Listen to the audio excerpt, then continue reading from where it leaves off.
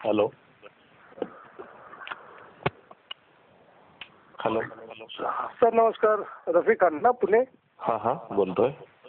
देवगिरी बंगल्यावर बोलतो. आपला काय विषय आहे? ते पुणे एअरपोर्ट येथे काहीतरी 100 फुटी तिरंगा बसवायचा आहे का आपल्याला?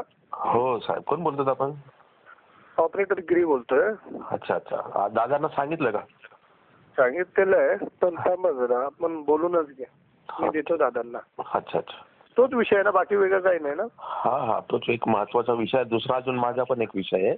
बरं बरं, पहिल्यांदा या विषयावरतीच बोलून घ्या. ठीक आहे. हा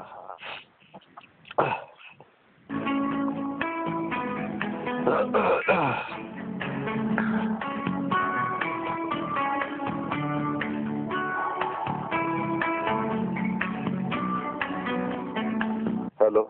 हा दादा, जय राष्ट्रवादी.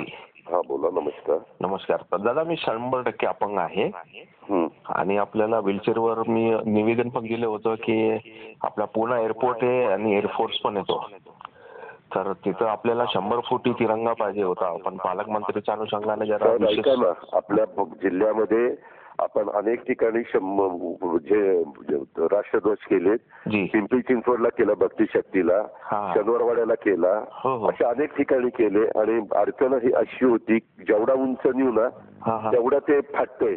अच्छा, तेवढं झेंडे फाटतायत आणि पुन्हा रिपेअर करायचं म्हटलं तर काही लाख रुपये लागतायत.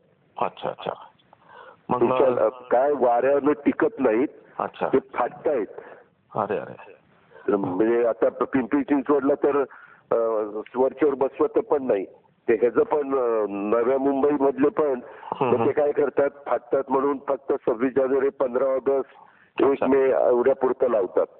तुम्हाला मला सगळ्यांनाच आपल्या राष्ट्रध्वजाचा अभिमान आहे, पण त्याची हाईट फार गेली की वारं सुटलं की ते कापड टिकत.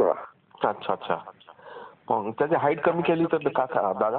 हाईट कमी केल्यावर सगळीकडे आहेतच ना बाबा हाईट कमी केलेले झेंडे. नाही, फक्त माझं असं होतं की पुणे एअरपोर्ट आपला एक एअरपोर्ट आमच्या अंडर येत नाही, केंद्र सरकारच्या अंडर येतं. अच्छा, आणि ते संपूर्ण मिलिटरीच्या अंडर येतं. मिलिटरीच्या एरियात काय करायचं काय नाही तो त्यांचा अधिकार असतो. आम्ही विनंती करतो, तुमचा निरोप तिथं पोहोचवतो. ओके.